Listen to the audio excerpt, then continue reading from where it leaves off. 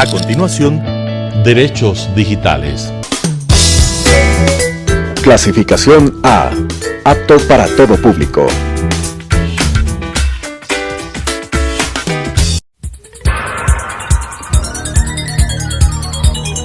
Las opiniones vertidas en este espacio por la producción y dirección del programa son de exclusiva responsabilidad de sus autores y de quienes intervienen en ellos. Telesucesos Canal 29 UHF presenta Derechos Digitales, un espacio de construcción de cultura digital y datos para todos, con la conducción de Daniela Macías y Matthew Armijos. Derechos Digitales. La privacidad y la intimidad, derechos esenciales en el entorno digital para un adecuado y seguro manejo de nuestras relaciones y conductas en Internet. Bienvenidos, esto es Derechos Digitales, un espacio de construcción de cultura digital y datos para todos. El día de hoy, junto a Matthew Armijos, estaremos abordando la temática de porno venganza, una problemática de violencia digital que aqueja sobre todo a niñas, niños y adolescentes, a mujeres y también a personas que pertenecen a grupos vulnerables. Hola Matthew. Hola Dani, mucho gusto con todos. Como muy bien lo ha manifestado Dani, en estos días nosotros hemos venido conversando acerca de los distintos delitos o de las distintas conductas que forman parte de la violencia digital. Entre ellas podemos evidenciar que ya hemos ido desarrollando a lo largo de estas sesiones el ciberacoso y el sextortion. Hoy en día vamos a hablar sobre la pornovenganza, que constituye una característica distinta al sextortion. Si bien el sextortion lo que buscaba, y como comentábamos, era que a través de la amenaza de la difusión de un contenido sexual, de un mensaje, de un audio, de un video que tenga contenido sexual, yo obtengo de la persona cierto beneficio, ya sea un beneficio sexual, un beneficio económico, o quizás causarle daño, quizás causarle vergüenza, quizás extorsionarle de tal manera que pueda obtener de ellos dinero o que realicen ciertas acciones en su nombre, que pueden ser acciones positivas como acciones negativas. Sin embargo, lo que buscaba el sextortion era que a través de esta amenaza conseguir algo de alguien. Ahora pasamos hacia un camino más allá del sextortion, y es la pornovenganza.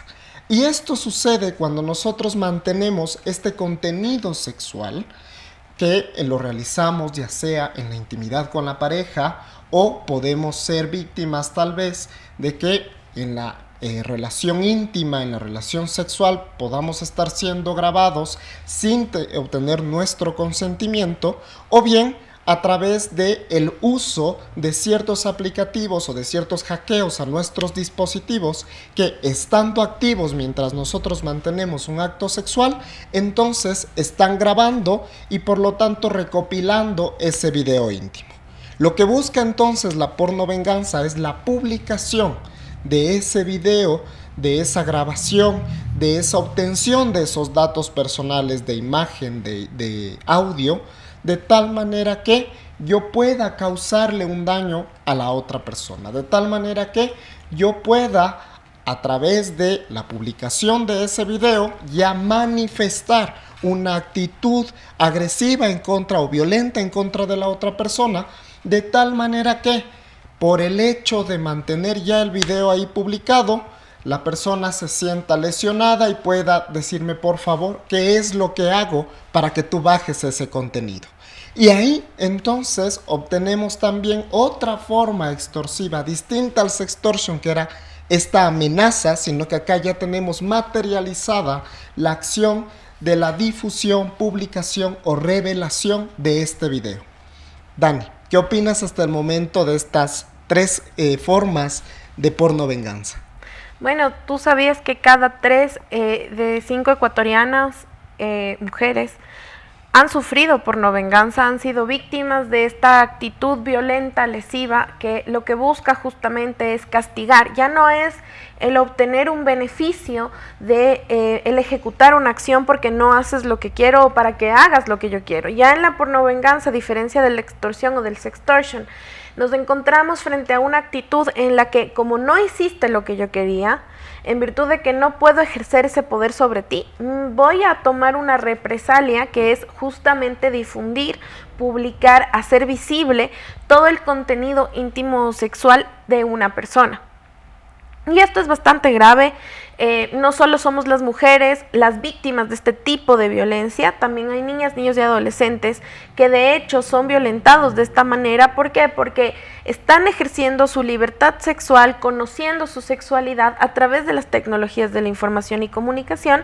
Sin embargo, la poca percepción quizás de lo que conversábamos en programas anteriores, esta poca percepción de peligro, esta poca percepción de que puede ocasionar un daño, nos ha hecho un poco insensibles frente al manejo y justamente el tema de ejercer la libertad sexual con tecnologías de la información y comunicación, que finalmente lo que termina ocurriendo es que en un mal uso de este tipo de tecnología, lo que hacen es gestionar este tipo de acciones que pueden llegar a ser violentas o lesivas contra la persona.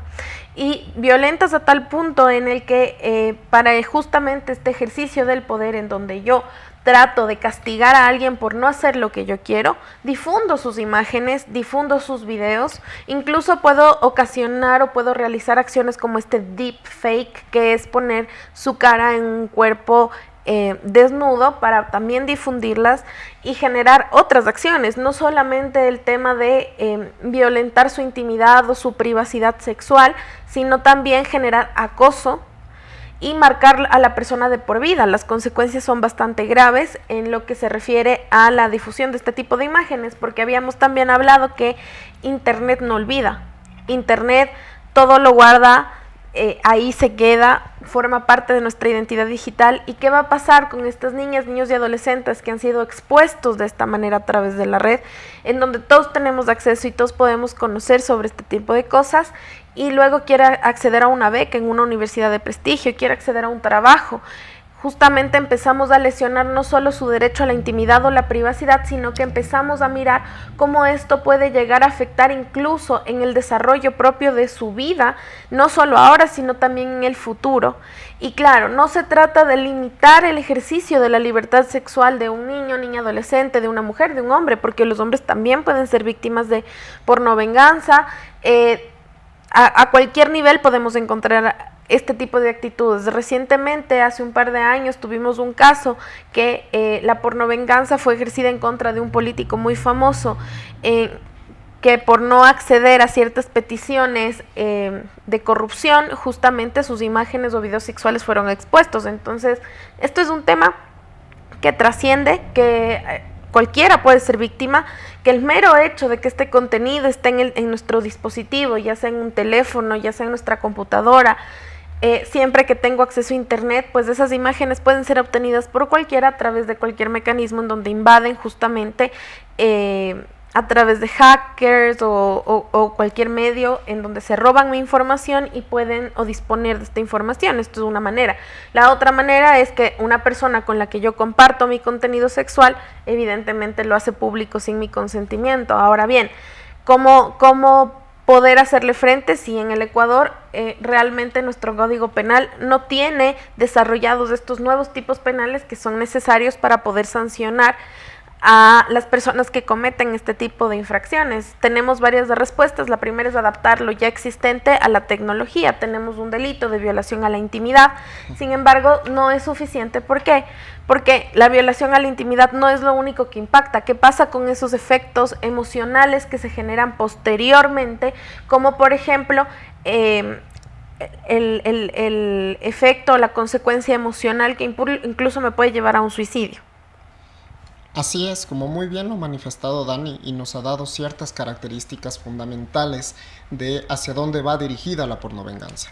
No solo es un problema frente al mal uso de las nuevas tecnologías, sino que, como muy bien nos ha manifestado Dani, y en función a los estudios que se han hecho en Ecuador y otro estudio en España que justo quería comentarte, que del total de la población encuestada, el 95% de las personas que han sufrido pornovenganza son mujeres.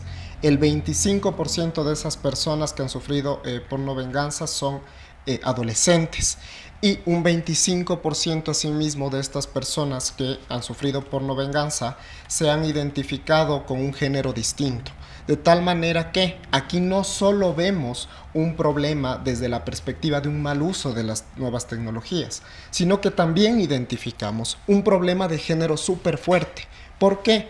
Porque al ser, por condición de ser mujer, el elevar entonces este porcentaje de las personas que han sido violentadas constituye entonces también un problema de género, y que esto debe ser muy supervisado por el Estado a través de distintas políticas públicas, a través de educación digital, a través de el fortalecimiento de los tipos penales, como nos decía Dani, de tal manera que no solo vaya ligado o destinado hacia la protección de la intimidad como derecho y por lo tanto se violenta la intimidad, sino que también dándole esta perspectiva de género al tipo penal, esta perspectiva del mal uso de una tecnología de la información y de la comunicación, de tal manera que por la masificación del medio y por la categoría de género que tiene esta situación, esta circunstancia, esta actividad que implica la pornovenganza, la pena entonces debería ser proporcional a estos eventos que pueden masificar o afectar de forma más fuerte a la dignidad humana de la persona. Y es por eso que lo que nos comentaba Dani es que el delito de violación a la intimidad, si bien se puede utilizar para perseguir o para investigar o para determinar que una persona ha cometido pornovenganza, no resulta suficiente. ¿Por qué? Porque no tiene este enfoque desde la perspectiva de género y tampoco tiene este enfoque desde la perspectiva de la masificación del uso de las tecnologías de la información y de la comunicación. Adicionalmente, existen otros factores que se deben identificar, que muy bien lo ha manifestado Dani con un ejemplo. Hace unos años le sucedió a un político, y esto que puede pasar puede afectar a distintos servidores públicos que tienen este nivel de decisión frente a distintas acciones, frente a contrataciones, inclusive con el propio Estado, y que por el hecho de no sufrir esta vergüenza que podría causar en la persona, esta afectación emocional y psicológica que puede causar en la persona la difusión masiva de su contenido sexual, entonces acceden a realizar ciertas conductas, acceden a realizar ciertas actividades que incluso podrían vincularse con actos de afectación a la administración pública, como es la corrupción o el cohecho, la concusión, el peculado, distintos delitos contra la administración pública que pueden estar vinculados con estas acciones. Entonces, la pornovenganza no es simplemente un asunto en el cual se publica o se difunde un video íntimo, sino que sus consecuencias pueden afectar a la identidad de género, pueden afectar de forma agresiva a mi situación emocional y psicológica, pueden afectar al propio Estado y a la estructura estatal, porque a través de eso van a buscar extorsionar a las personas. Dani, ¿qué opinas al respecto? Justamente creo que hay aspectos esenciales y principales a la hora de abordar este tipo de temáticas. Es importante establecer que la pornovenganza ya significa un atentado contra la intimidad y la privacidad sexual de una persona. También hay que establecer que si bien las mujeres somos las más propensas a sufrir este tipo de violencia, no somos las únicas que la sufrimos, que de hecho tenemos varios casos documentados a nivel nacional e internacional en donde hombres y personas que pertenecen a otros grupos de identidad de género también pueden ser víctimas de este tipo de violencia. También es importante esclarecer que se vuelve cada vez más común. Es un porcentaje bastante alto el establecer que cada 3 de 5 mujeres en el Ecuador ha sufrido este tipo de violencia digital.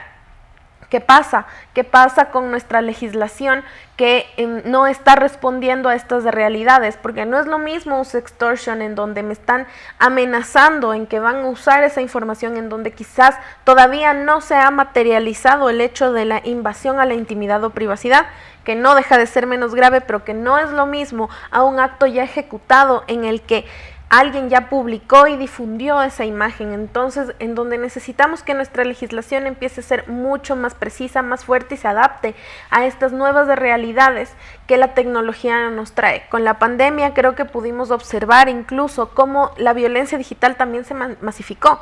Fue de gran ayuda sin duda el teletrabajo, el conectarnos, el mantenernos con vida básicamente, porque podíamos acceder a bienes, servicios a través de que nos facilitaban el tema tecnológico. Sin embargo, el no tener contacto físico creaba muchísimo más la necesidad de practicar sexting con nuestra pareja, de descubrir nuestra sexualidad a través de la tecnología, porque tampoco teníamos conexión a nivel físico, y eso hizo que también este tipo de conductas se masifiquen y que se hagan mucho más lesivas para las personas que, además de vivir la soledad de la pandemia, la falta de conexión física, no tenían a quién acudir, no había remedio, no había información sobre este tema, y decanta en que bastantes personas pues se suicidan por estas temáticas. De hecho, hay unas estadísticas bastante fuertes en donde se establece que en lo que va del año, básicamente las personas de entre 18 y 29 años son las que más optan por esta práctica del suicidio, en virtud, en muchos casos, de haber sido acosados, de haber sido expuestos a través de las tecnologías de la información y comunicación, de no encontrar información, de no encontrar ayuda, y siendo esto ya un problema no solo de tecnología, sino también de salud pública al que no estamos prestando atención, y que requiere muchísimo de que nuestra legislación empiece también a correr a la velocidad de la tecnología y de las exigencias que justamente se materializan a través de su uso. Exactamente. Y también es importante el identificar que la persona que comete esta pornovenganza no solo busca esta afectación psicológica, afectación emocional para la víctima, sino que también se han reportado casos en los cuales se crean cuentas en ciertos aplicativos, en ciertos sitios web, que a través del pago por una suscripción permiten la visualización de contenido íntimo y contenido sexual. De tal manera que estas personas que realizan pornovenganza realizan una recopilación de imágenes, recopilación de videos, inclusive, como decía Dani, hacen esta suplantación de la imagen de la persona en contenido sexual, en contenido íntimo, de tal manera que a través de estos aplicativos empiezan a no solo revelar y difundir el contenido sexual, sino que adicionalmente comienzan a lucrar de esa revelación, de esa difusión de ese contenido sexual. Y esto a su vez no solo entonces genera un daño psicológico, un daño emocional, sino que a su vez genera un daño reputacional que puede inclusive impactar en lo económico. Y adicionalmente permite que otra persona lucre a través del uso de mi imagen, el uso de mi voz, que frente al contenido de otros derechos, como es el de los derechos de autor y de propiedad intelectual, tienen también un potencial económico. Existe gente también que se dedica a la difusión de su propio contenido sexual y que a través de ello se aprovecha. Sin embargo, esta persona que realiza pornovenganza, no contento con la difusión, no contento con la afectación psicológica y emocional a la persona, comienza a lucrar a partir de esos videos. Y estas también son conductas que deben evaluar el Estado, que debe verificar de tal manera que puedan adaptarse estos tipos penales, estos delitos, a estas circunstancias que pueden pasar.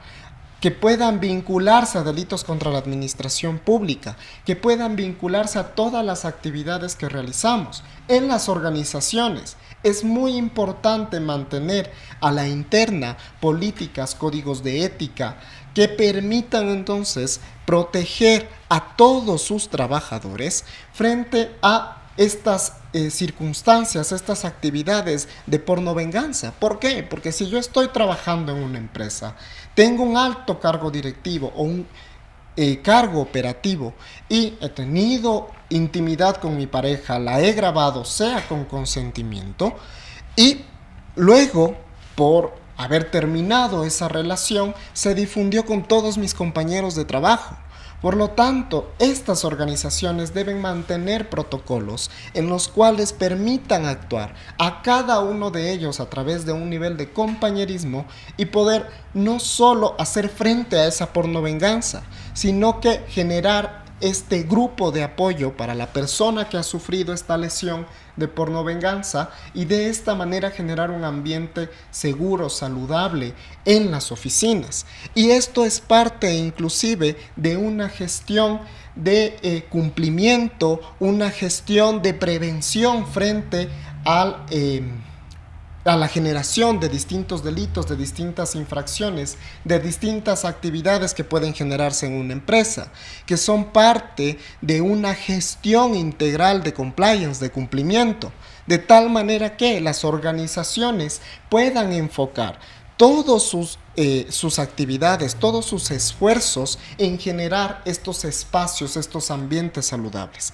Y asimismo, desde la perspectiva de los colegios, de las escuelas, de las universidades, generar esta misma perspectiva con sus alumnos, con sus estudiantes, porque como vimos, el enfoque también es en contra de los niños, niñas y adolescentes. Desde esa perspectiva, entonces, podemos llegar a determinar que en los colegios, universidades, todos los centros educativos, se debe contar también con estos protocolos. ¿Por qué? Porque a la final, en todos estos centros educativos, los niños, niñas y adolescentes ya tienen acceso a un dispositivo celular, ya tienen acceso a la obtención de este contenido masificador o de este contenido íntimo que puede pasarse a través de los celulares. Entonces, también debemos generar estos protocolos, de que los maestros sepan cómo actuar, de que el personal administrativo de los colegios, universidades, sepan cómo dar ese apoyo a la víctima y asimismo en las instituciones públicas, contar con herramientas, con resoluciones, con políticas, con códigos de ética que permitan enfocar de forma adecuada la participación de cada uno de los actores de la organización, enfocadas en proteger a la víctima, enfocadas en ayudar y colaborar con las víctimas de pornovenganza.